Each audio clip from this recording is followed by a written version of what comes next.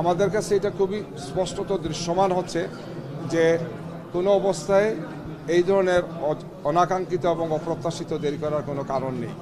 বিশেষ কোনো কারণে, বিশেষ কোনো উদ্দেশ্যে অথবা আমাদের প্রতিপক্ষ যারা তাদেরকে কিছু বিশেষ সুবিধা দেওয়ার জন্য বা অন্যায়ভাবে তাদেরকে পাশ করানো, বিজয়ী দেখানোর জন্যই এই ধরনের অনাকাঙ্ক্ষিত এবং অপ্রত্যাশিত দেরিটা করা হচ্ছে। আমরা এই বিষয়ে আমাদের জনগণের মতামতের প্রতি আমাদের সম্মান শ্রদ্ধা সবসময় আছে, কিন্তু জনগণের মতামতকে যদি স্বৈরাচারী কায়দায় অন্যায়ভাবে এইভাবে কেড়ে নেওয়ার অপপ্রয়াস চালানো হয় তাইলে দেশবাসী সেটা মেনে নেবেন। আমরা দেশবাসীকে সাথে নিয়ে এটাকে প্রতিরোধ করে তুলব, দেশবাসী এটাকে প্রতিরোধ করবে ইনশাআল্লাহ। আমরা কঠোর আন্দোলনে যাব। আবারও স্বৈরাচার বা স্বৈরাচারের দূষণটা ফিরে আসুক।